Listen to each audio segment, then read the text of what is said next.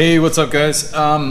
Listen, so I'm changing the power steering rack out on my 91 GT convertible, and I just got to thinking I wasn't going to do a video on it because, well, one, it's pretty difficult to get the camera underneath the car with me, and I'm cursing and swearing and banging my knuckles and trying to get this thing, the original one, out. And for any of you that have ever changed it, you know exactly what I'm talking about. But I wanted to, I guess, throw out a little tech tip / my 2 cents on something. So these racks, for any of you that spent any time around a Foxbody over the years, you know that they've got power steering leak issues, but it's something that, well, essentially this is what I want to do the video on. It's dawned on me that I think a lot of people miss one particular step, and I've watched some videos on YouTube which are, for the most part, very informative, but I think they leave one imperative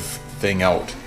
And as crazy as it seems, it boils down to these little teflon seals, okay, that essentially they seal the line that goes, it's the high pressure and the return line that goes into your power, into your steering rack. So I'll pop you down here and I'll show you what I'm talking about. So here you can see on my old one, this is where your 2 lines go in. This thing's obviously shot. Actually, just a quick side note, check this out. Like, inner tie rods are absolutely had. Here's my new one, and I mean, you can't even bend these. Like, you gotta lean on the other side of it just to get that inner tie rod to move. But so anyway, this one's had it. It's seen way better days. But this Teflon seal goes on the line that goes in here, okay, and essentially creates a seal between the top end of these threads and your line. Now here I've got this is the low pressure return line. You can see I've got that Teflon seal on there. Now I wished I would have filmed this. My apologies for not showing you on this one, because I can't really show you how this seal goes on the other line because it's way up in the car. But essentially, the videos I've seen, they say, oh yeah, you know, just put your Teflon seals on your lines and go. Well, I hate to break it to you, but these Teflon seals almost seem like you've had the wrong seals sent to you. They're so small, okay? And I've heard different tricks as to how to get these to soften up so you can put them on your line, which is, sorry again, like, from a mechanic's perspective, if it doesn't fit with relatively minimal force, you're probably dealing with the wrong part, right? That's a pretty good rule to live by when you're doing stuff like this. So you're gonna get these seals with your new rack and you're gonna go, I got the wrong seals, there's no way these go on here. Well, this is the crazy part. They actually do. And what you've got to do, well, again, I don't want to boil these, like boil it in hot water to soften it up, because my fear is, well, you won't be able to, you might boil it too long. Maybe you soften it up too much and you screw the seal up.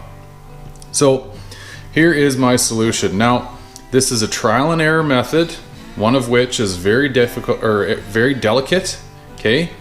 You ever so slightly just add tension and roll it around, okay? And then pull it off, check if it fits. Doesn't fit, do it again, okay? It's what you have to do. It seems crazy, because like I say, if something doesn't fit, you usually steer 1,000 miles away from it and look for something that does fit and never force it. But yeah, Ford and their infinite wisdom making these things, it's kind of a crush fit seal, so I guess it sort of makes sense, but I really don't know why these aren't rubber, to be honest with you. And funny enough, I'll take you down here again. There actually is rubber seals on these shipping caps, which that can throw you for a loop too. See that black rubber in there?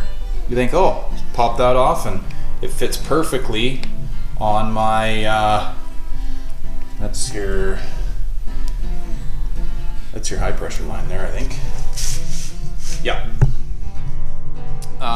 So people put those on. And anyway, the thing I'm trying to get you to avoid here is that you go to all this trouble to get that rack in there, and then boom, it leaks, right?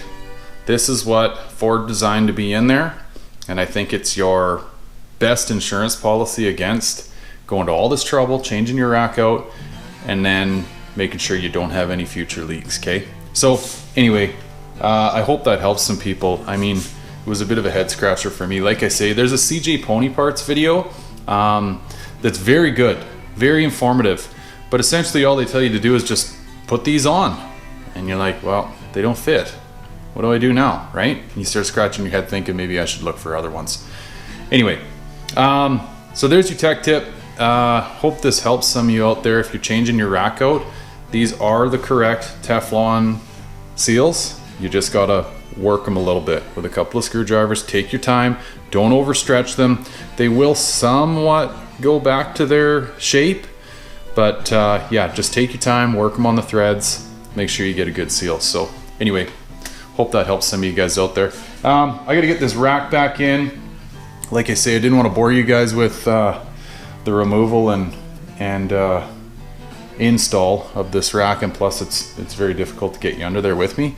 But anyway, there's your number one tech tip. As far as having a tutorial as how to do this, check out that CJ Pony Parts video. It's a good one. They more or less give you all the ins and outs as to how to best remove your old one, put your new one in. But watch this and make sure you check this out, because this was the missing portion I found. Anyway, thanks for watching, guys. Catch you on the next one. Take care.